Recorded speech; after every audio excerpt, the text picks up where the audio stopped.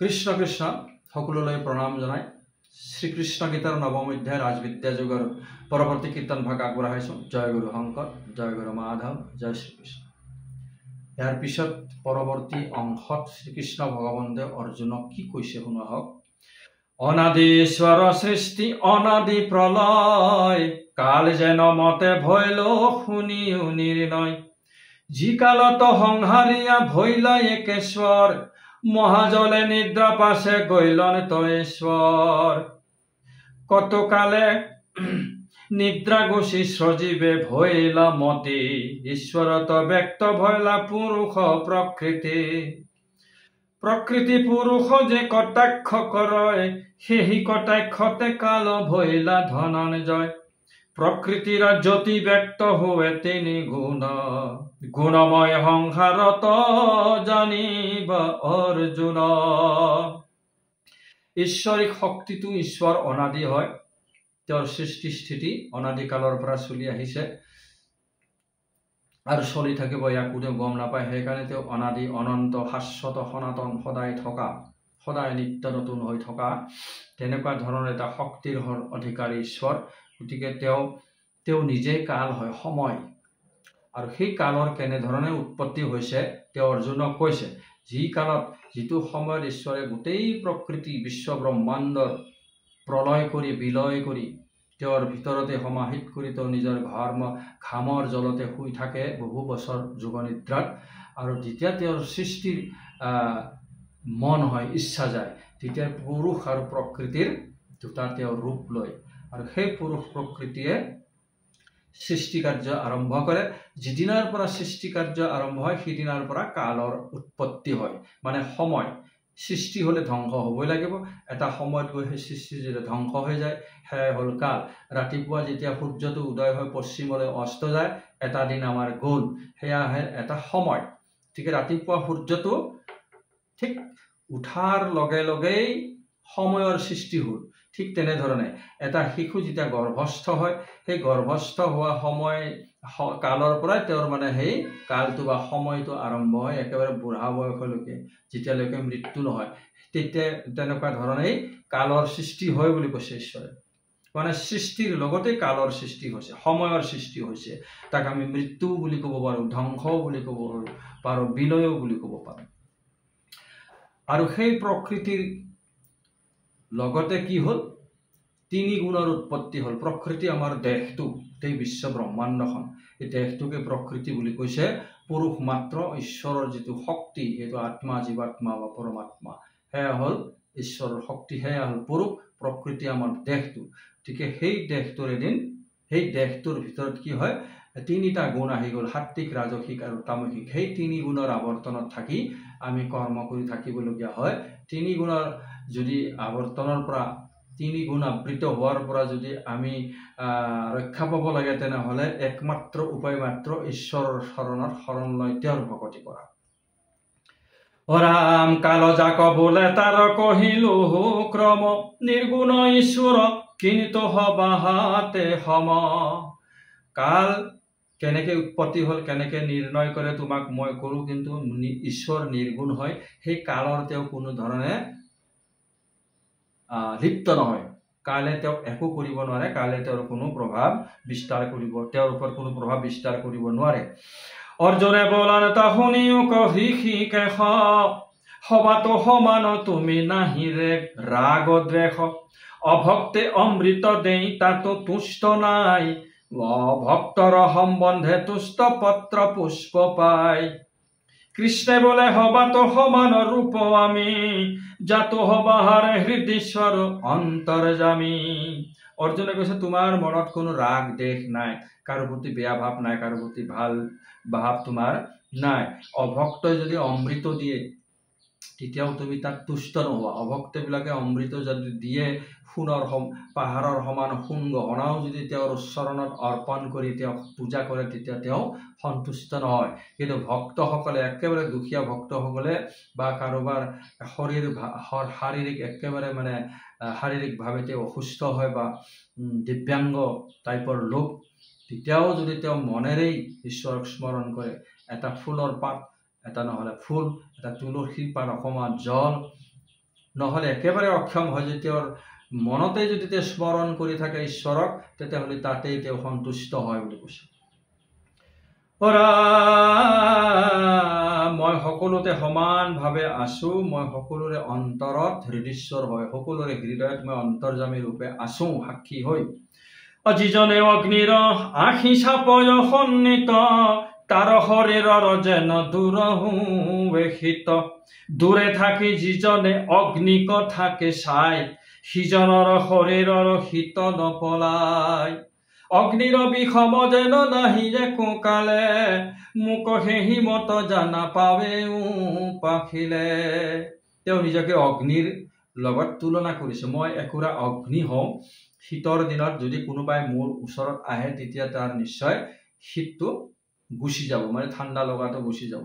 কিন্তু যিসকলে দূৰৰ পৰা চাই আছে, ওচৰলৈ অহা নাই, তেওঁলোকৰ নিশ্চয় শীত নুগুচে, সেই ঠাণ্ডাতে কঁপি থাকিব, মানে মায়া মোহতেই মগ্ন হৈ থাকিব। তেনেকুৱা ধৰণে মোৰ কথা মোক যিয়ে ভকতি কৰে সিয়ে মোৰ ওচৰত আহিব পাৰে। অতৰ্ক মহিমা সখী মোহৰ ভক্তৰ, যাৰ আগে মায়া খনিতে কওঁ নাহি থিৰ। অতৰ্ক মহিমা সখী মোৰ ভক্তৰ। ভক্তিৰ অতৰ্ক মহিমা, ভক্তিৰ বিষয়ে কোনো তৰ্ক কৰিব নোৱাৰে। ভক্তিয়ে ঈশ্বৰৰ ওচৰত পহুচাই দিয়ে, উপস্থিত কৰাই দিয়ে। গতিকে সেই ভক্তবিলাকেহে মায়াৰ চাদৰখন ফালি বাহিৰলৈ ওলাই আহিব পাৰে। বিধি নিষিধক এৰি অঘট ঘটাৱে, দুৰাচাৰ চণ্ডালেও ভজি গতি পাৱে। তেনেকে সেই ভক্তসকলে বিধি নিষেধ, ভক্তসকলৰ কাৰণে কোনো নিয়ম নীতি বা নিষেধাজ্ঞা নাই। কাৰণ ভকতসকলে, একান্ত ভকতসকলে কেনেকুৱা হয়, ব্ৰহ্মস্তৰত উপস্থিত হয়, ঈশ্বৰে যেনেকে কয় কৰাই থাকে, তেনেধৰণে তেওঁলোকে কৰ্ম কৰি থাকে। তেওঁলোকে কোনো বেয়া কৰ্ম নকৰেই, আৰু যদি বেয়া কৰ্মও কৰে সেয়া লোকৰ মংগলৰ কাৰণেহে কৰে। আৰু তেওঁলোকে যিটো ঘটিব নালাগে সেইটোকো ঘটাই দিব পাৰে, যিটো নঘটিব লাগে সেইটোকো, আৰু যিটো ঘটিব লাগে তাকো নঘটাব পাৰে। এনেকুৱা ধৰণৰ যেনেকে মহাসিদ্ধ ঋষিবিলাকে যোগ বলেৰেই নানা ধৰণৰ কৰ্ম মানুহক দেখুৱাব পাৰে, ঠিক তেনেধৰণে তেওঁলোকৰ এটা শক্তি আহি যায় একান্ত ভকত বৈষ্ণৱসকলৰ। সেই কথাটো কৈছে। সেইকাৰণে দুৰাচাৰ চণ্ডালে, দুৰাচাৰ যিবিলাকৰ আচাৰ ব্যৱহাৰ একেবাৰে বেয়া, তেওঁলোকৰো যদি মনত ঈশ্বৰৰ প্ৰতি আস্থা আহি যায়, বিশ্বাস আহি যায়, ভকতি আহি যায়, তেনেহ'লে সেই খুব বেয়া আচাৰ ব্যৱহাৰৰ এখন লেতেৰা পৰিৱেশৰ ঘৰত জন্ম হোৱা মানুহৰো কি হয়, উদ্ধাৰ হয় বুলি কৈছে, যদি ঈশ্বৰৰ ভকতি কৰিব পাৰে। মনে ককালৰ মহাপঞ্চম পাতকী, সিও মোক ভজিয়া অল্পতে পাৱে গতি।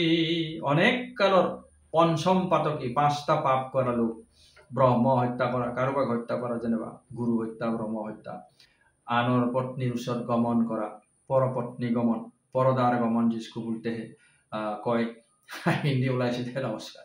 ইয়াৰ পিছত আকৌ সোণ চুৰি কৰা, তাৰপিছত মাটিৰ সুৰাপান কৰা, তাৰপিছত এই 5টা, এই 4টাৰ লগত যিয়ে সংগ দিয়ে 5টা, তো এনেকুৱা ধৰণৰ পঞ্চম পাতকী, বহু কালৰ পৰা তেনেকে ধৰি কি বুলি কয়, এইটো বহু জনমৰ পৰা তেনেধৰণে পাপত লিপ্ত হয়, জনমৰ পিছত জনম তেনেকুৱা ধৰণেই যদি কৰ্ম কৰি আছে তেওঁলোকৰো যদি কোনোবা সৎপুৰুষৰ সংস্পৰ্শত আহি মতি বদলি যায়, ঈশ্বৰৰ প্ৰতি আস্থা আহি যায়, তেনেহ'লে তেওঁলোকো ভকতি কৰি এই ঈশ্বৰৰ সকলো পাপ তেওঁলোকৰ ভস্ম হয়, ঈশ্বৰৰ চৰণত তেওঁলোকে স্থান পাবলৈ সক্ষম হয় বুলি কৈছে। অমতে নিষ্ঠা বুদ্ধি কৰি নজানয় আন, সেহি পৰম সাধু পণ্ডিত প্ৰধান। পৰম সাধু পণ্ডিত কাক বুলি কৈছে? যিসকলে খুব নিষ্ঠা বুদ্ধিৰে, মানে খুব একত্ৰ কৰি জ্ঞান, একনিষ্ঠ জ্ঞানেৰে যিজনে মাত্ৰ ঈশ্বৰৰহে চিন্তন কৰে, ঈশ্বৰৰহে সেৱা কৰে, অন্যবিলাকৰ কথা তেওঁ নাভাবে, মাত্ৰ ঈশ্বৰকে বিশ্বাস কৰে, ঈশ্বৰৰে চিন্তন কৰে, ঈশ্বৰৰে নাম জপ কৰে, সেইবিলাককে পৰম সাধু পণ্ডিত বুলি কৈছে। ইয়াৰ কাৰণে কোনো ধৰণৰ সৰ্বশাস্ত্ৰ বিশাৰদ হোৱাৰ কোনো জৰুৰী নাই। সৰ্বশাস্ত্ৰ বিশাৰদ সকলোৰে অন্তৰত, হৃদয়ৰ কি বুলি কয়, সেইটো উদ্ৰেক নহয়, বহুতৰে নহয়।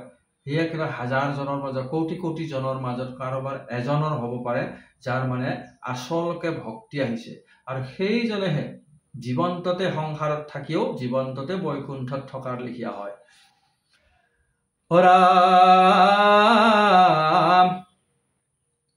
অতি দুৰাচাৰ পাপী জাতিত ধম মোৰ ভক্তি থাকি সিও হুৱে পূজ্যতম।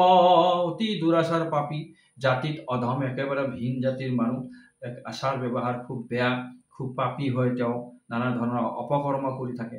যদি ঈশ্বৰৰ ভকতি আহি যায়, ঈশ্বৰৰ ভকতি কৰে, তেওঁৰ হৃদয়ত যদি ভকতিৰ উদ্ৰেক হৈছে, তেনেহ'লে তেওঁ পূজ্য হৈ যায়, তেওঁকো পূজা কৰাৰ তেওঁ যোগ্য হৈ যায়। যিজনে মোহতো পুনু নকৰে ভকতি, হৃদিত থাকিয়া তাৰ দূৰ হোৱাতি। কলিত ভকতি তাৰ কলিদেয় ধন, কালৰ প্ৰভাৱে তাৰ বাঢ়ি যায় মন। যিজনে ভকতি নকৰে ঈশ্বৰক, ঈশ্বৰে কৈছে অন্তৰ্যামী ৰূপে তেওঁ সকলোৰে হৃদয়ত থাকে, তেওঁ হৃদয়ত থাকিলেও তেওঁ দূৰ হৈ যায়। যিসকল অভক্ত হয়, ঈশ্বৰৰ চিন্তন নকৰে, একেবাৰে ঈশ্বৰৰ হৃদয়ত থাকিও মানে তেওঁ দূৰ হৈ যায়, তেওঁৰ হৃদয়ত নাথাকে। তাৰ মানে তেওঁ ঈশ্বৰৰ কথা চিন্তন নকৰে, যেতিয়া ঈশ্বৰ নথকা লিখিয়াই হ'ল তেওঁৰ হৃদয়ত, কিন্তু অন্তৰ্যামী ৰূপে তেওঁ নিশ্চয় তাত থাকে। তাকে কৈছে যিজনে অভক্তই তেওঁৰ কোনো চিন্তন নকৰে, তেওঁৰ হৃদয়ত থাকিও মই নথকাৰ দৰে হওঁ, মই দূৰলৈ গুচি যোৱাৰ লিখিয়া হওঁ। কলিৰ ভকতি তাৰ কলিদেয় ধন, কালৰ প্ৰভাৱে তাৰ বাঢ়ি যায় মন।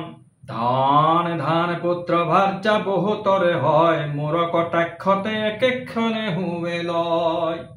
ধন ধান পুত্ৰ পৰিবাৰ এইবিলাকৰ মাজত খুব সুখ পাই থাকে কলিযুগত। নানা ধৰণৰ সৎ উপায়েৰে হ'ল অসৎ উপায়েৰে এই উপাৰ্জন কৰি পেলাই এনেধৰণে বহুতখিনি তেওঁলোকে সুখ পাই থাকে। যদিও ঈশ্বৰৰ তেওঁলোকৰ যদি ভকতি নাই, লাহে লাহে তেওঁলোকৰ অধগতি যায়, ঈশ্বৰৰ এটা দৃষ্টিতে তেওঁলোকৰ সমলঞ্চে নাশ হৈ যায় বুলি কৈছে।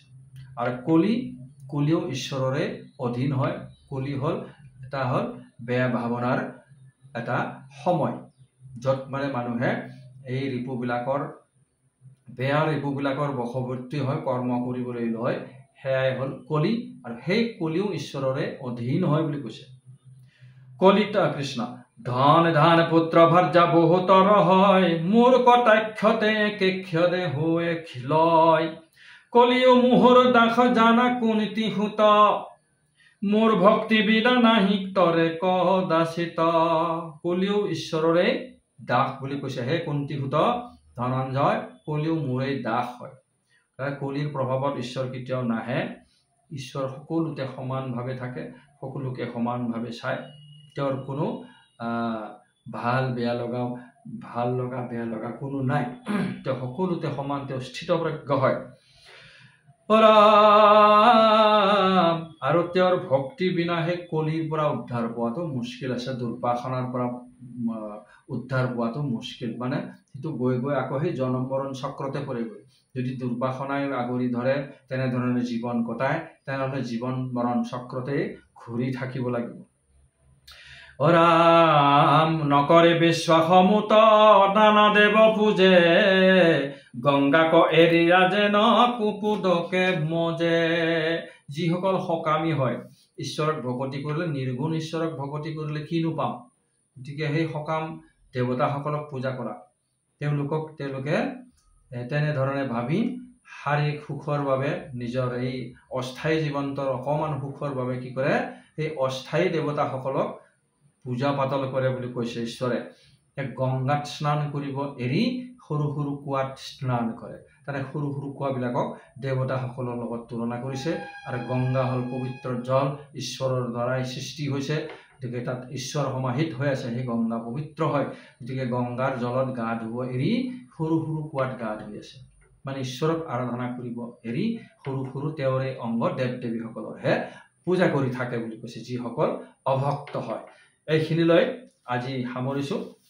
পৰৱৰ্তী অংশ আগলৈ বঢ়াম। জয় গুৰু শংকৰ।